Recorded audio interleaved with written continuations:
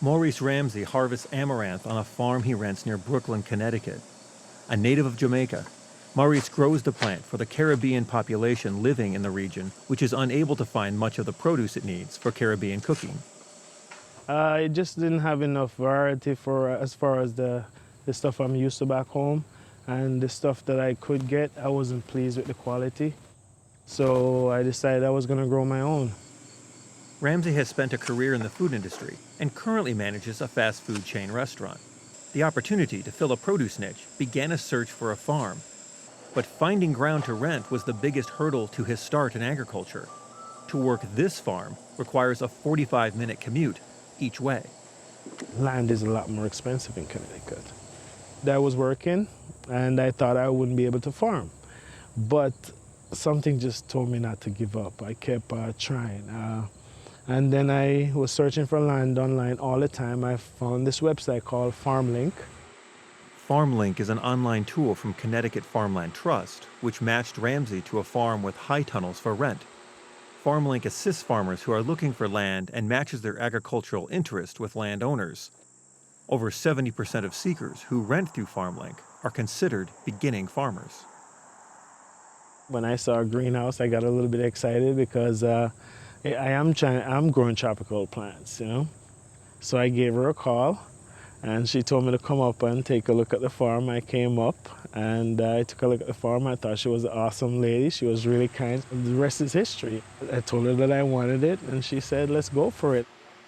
Sandy Broder and her husband had built the tunnels to raise vegetables, but were ready to step back from that side of their operation. A lot of farmers around here are getting too old to continue farming. So do you sell your house and your farm to a development or something, or do you want to keep it in a farm? And if you do, how can you do that? Well, Farm Trust is a great help because we've got 125 acres here, and when we're not doing hay anymore, we want to be able to keep it as a farm. USDA data shows that less than 10% of the state of Connecticut is farmland, and only half of that measure gets harvested every year. The 122,000 acres in production are a scarce resource in the state. Plots of 10 to 40 acres, the size of a typical operation in the state, can be hard to match with renters looking for ground. Connecticut FarmLink helps make the match between landowners and new farmers by bridging the needs of the potential renter with the wishes of the landowner. This is the first time in our nation's history that the majority of landowners are more than 2 generations from a farm. So they don't know what they don't know. So, and in some cases, they don't even have the vocabulary to have a discussion with a farm seeker. So in some cases, we can act as that translator. The organization also assists landowners in creating a trust so they can pass ownership on to future generations.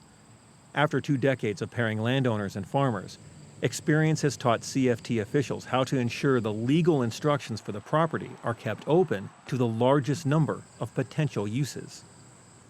Lily Orr manages the FarmLink program, as well as the group's easement and trust programs. A lot of it is about, if you're a seeker, it's what your desires and what your needs and what your goals are for your farm. Whereas if you're a farmland owner, it's explaining your farm operation or the potential or the history of agriculture on your land. So a lot of people don't know how to put that stuff into words. So their ability to really even assess a piece of property to know its suitability for different kinds of agriculture, let alone try to figure out whether a farm seeker has the knowledge and has the right kind of business that's going to be a good match with their property.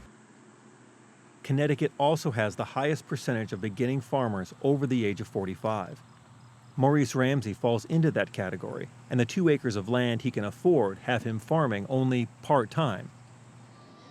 The niche quality of Caribbean crops has resulted in growing demand for produce like amaranth and Scotch peppers. Ramsey serves grocery stores and restaurants in both Connecticut and New York City. Right now, my customers are the Caribbean community, I would say, for the most part. But it is growing. It is becoming a little bit more mainstream as people are trying to eat healthier. They're looking for other options. And the cuisine is also, itself is also catching on. As his second season on the Broder farm winds down, Ramsey sees full-time farming on the horizon. The Broders are happy to have the high tunnels being used and a new generation working in agriculture. I didn't want those things sitting out there idle, and this way I'm able to give something back to somebody else too. So it's a good thing. And after a while, you start liking the smell of the dirt. You start missing it. It's weird. I mean, you know, how do you say that to the average person? Sometimes I miss the smell of dirt, you know. From Market to Market, I'm Peter Tubbs.